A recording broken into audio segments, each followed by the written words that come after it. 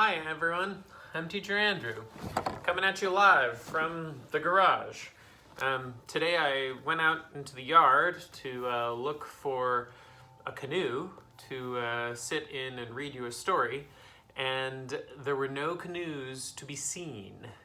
The canoes had been stored on the side of the garage, which is Brian has many canoes, and they mostly live there, but occasionally are out in the yard, either for me to read a story or for him to work on. And because it's so rainy, he had moved this canoe into the garage. And so I decided to set up just right where I found it and read you this story right here, right now. It is called Lilius Big Day, and it is the sequel to Lilly and the Purple Plastic Purse, or Lily's Purple Plastic Purse, which is the last story I read for you, by Kevin Henkes.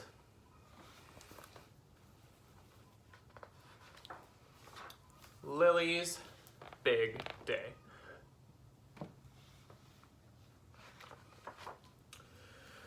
One day, Lily's teacher, Mr. Slinger, announced to the class that he was going to marry Ms. Shotwell, the school nurse.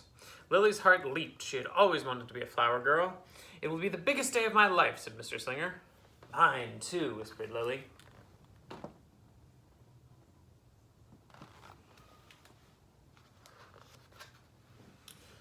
At home in her room, Lily practiced being a flower girl. First she changed into something more appropriate. Then she held her head high and smiled brightly and raised her eyebrows and turned her head from side to side and carried her hands proudly in front of her and hummed "Here Comes the Bride" and walked the length of her room very, very slowly, back and forth, back and forth, back and forth. "It will be the biggest day of my life," said Lily.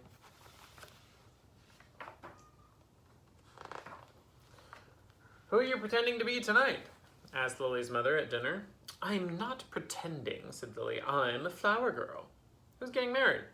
asked her father. "Mr. Slinger," said Lily. "Really?" said her mother. "Really?" said her father. "Really," said Lily. "He's going to marry Miss Shotwell. He told us today, and I'm going to be the flower girl." "You are?" said her father. "Did Mr. Slinger ask you?" said her mother. "Not yet," said Lily.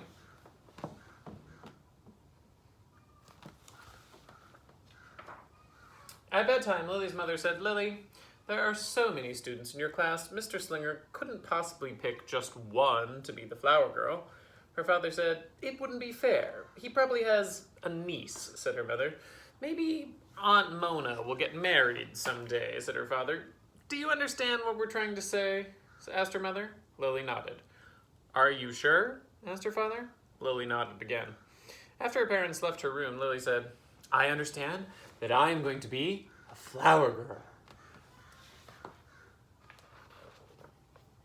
The next day at school, during sharing time, Lily said, "I've always wanted to be a flower girl, even more than a surgeon or a diva or a hairdresser."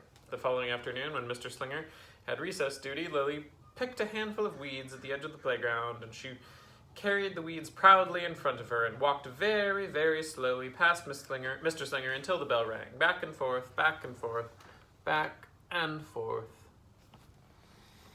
And the morning after that, Lily went to the light bulb lab in the back of the classroom, and she drew a self-portrait. Me, Lily, the world's best and most famous flower girl. Beautiful, smart, better than the bride. Mr. Slinger called Lily up to his desk during quiet reading time. "Lily," he said, "I can tell that you want to be a flower girl, but unfortunately, my niece, Ginger, is going to be the flower girl at my wedding." Lily's heart sank. "But," said Mr. Slinger, "I also want you to know that everyone in the class will be invited to the wedding. We can all dance together at the reception. It'll be fun." Lily's stomach hurt. "This seems really important to you," said Mr. Slinger. Lily's cheeks turned pink. "You know," said Mr. Slinger, "I was just thinking that you might like to be Ginger's assistant.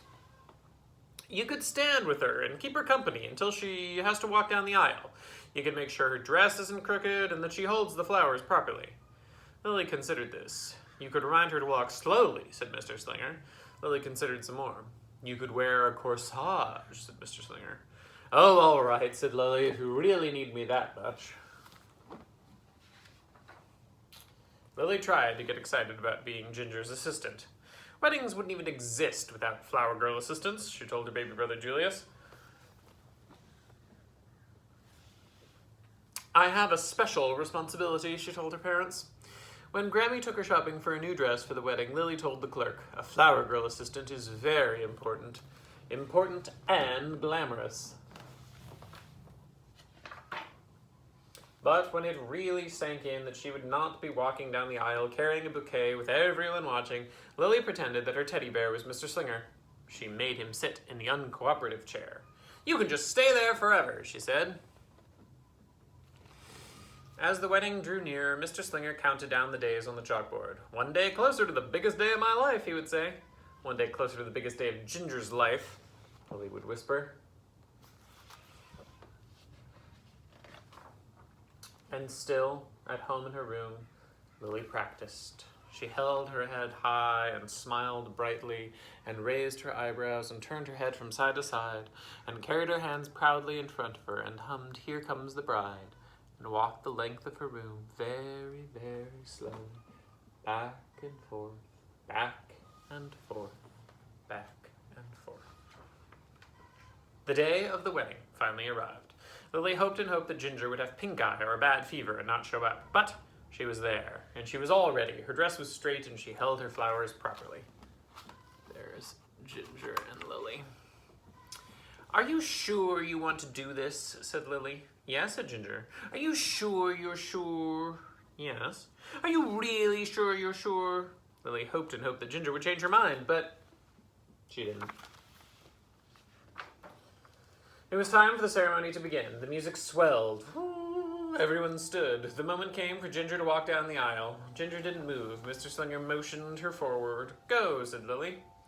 Ginger was frozen. Now, said Lily. Ginger was still as a stone. But Ginger, you can do it, said Lily. But Ginger couldn't.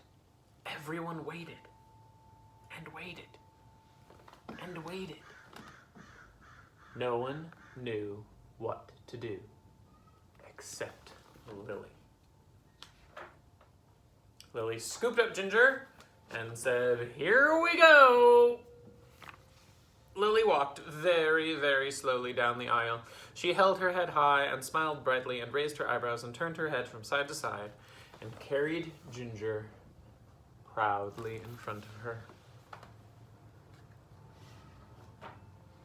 When she reached Mr. Slinger, everyone clapped. I knew this would be the biggest day of my life, said Lily. Lily was so excited she barely noticed the rest of the ceremony.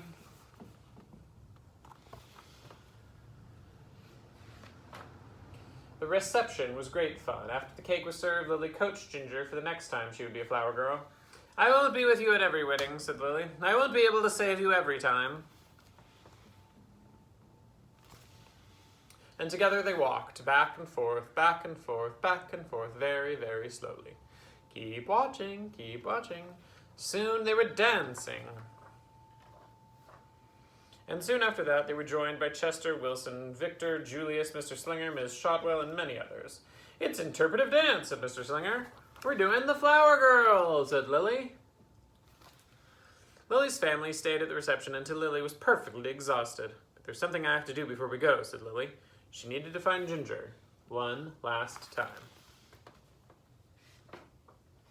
And when she did, she said, Ginger, when I get married, you can be my flower girl. The end. Thanks for joining me, and I'll see you next time.